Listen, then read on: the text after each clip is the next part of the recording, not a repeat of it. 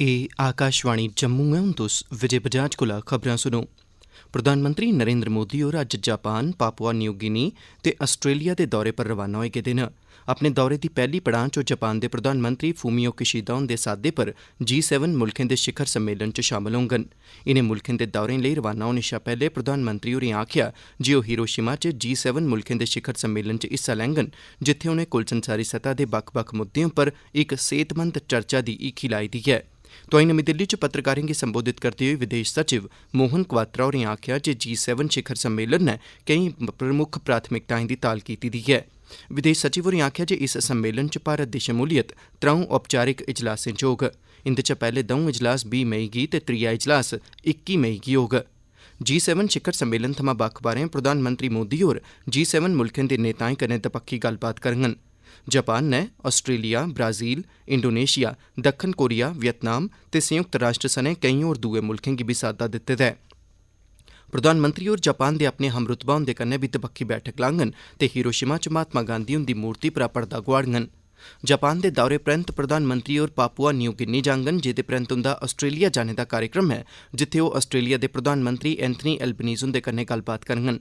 ओह Australia च भारती मूल दे लोकें गी संबोधित बी करङन। प्रधानमंत्री नरेंद्र मोदी होर इस म्हीने दी 28 तरीक गी संसद दी नमीं बनाई गेदी इमारत गी मुल्ख दे नमित्त लाङन। लोकसभा दे स्पीकर ओम बिरला होरें प्रधानमंत्री मोदी हुंदे कन्नै मलाटी कीती ते उनेंगी संसद दी नमीं इमारत दा उद्घाटन करने दा साद्दा दित्ता। संसद दी नमीं इमारत दा कम्म सबूरा होई गेदा ऐ ते एह् आत्म निर्भर भारत दे जज्बे गी दर्शांदी ऐ। संसद दी मौजूदा इमारत दा निर्माण 1927 च कीता गेआ हा, जिसी हुन तकरीबन 100 ब'रे पूरे होने आह्ले न। मौजूदा जरूरतें दे स्हाबै मौजूदा संसदीय इमारत च थाह्र दी कमी गी महसूस कीता जा'रदा हा। दौनें सभाएं दे सदस्यें लेई लोड़चदी थाह्र दी कमी ही, जिस करी सदस्यें दी कम्म करने दी समर्थ पर बी असर पवा'रदा हा।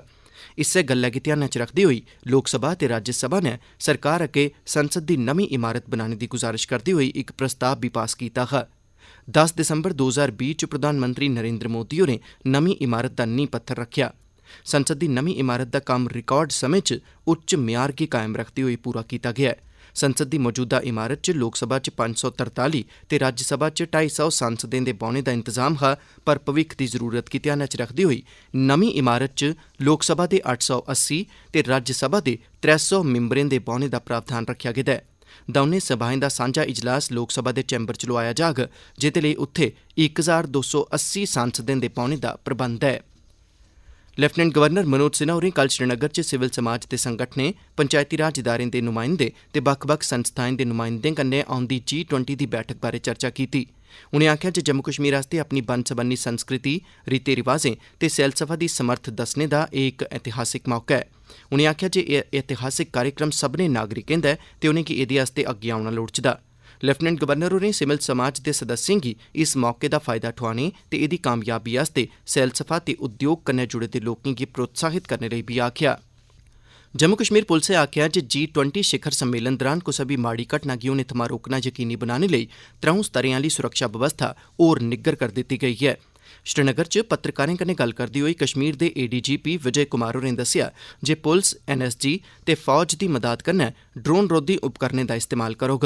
उनें गलाया जे साढ़ी पुलस, CRPF ते SSB दियां टीमां कुसै बी चुनौती कन्नै निब्बड़ने लेई पूरी चाल्ली तैयार न। उनें गलाया जे कुसै बी थाह्र कोई रोक नेईं लाई जाग ते अफवाहीं फैलाने आह्ले किश लोक इस बारै झूठी अफवाहीं फैला'रदे न। उनें गलाया जे अफवाहीं फैलाने आह्लें दे खलाफ सख्त कार्रवाई कीती जाग। जम्मू कश्मीर च पुलसा ने इक एडवाइजरी जारी करियै लोकें गी किश अंतर्राष्ट्री मोबाइल फोन नंबरें खलाफ सौगा कीता ऐ, जिंदे राएं औंदे G20 आयोजन गी लेइयै अफवाहीं ते राष्ट्र बरोधी दुष्प्रचार कीता जा'रदा ऐ।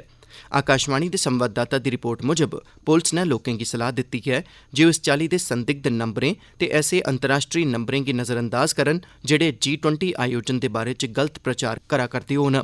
आम लोकें गी इस पेठा अपनी जिम्मेदारियें गी समझना होग ते पूरी चाल्ली चकन्ने ते सोह्गे रेहियै इस चाल्ली दे माड़े प्रचार गी रोकने च अपना योगदान देना होग। एह्दे कन्नै गै खबरें दा एह् बुलेटिन समाप्त होआ।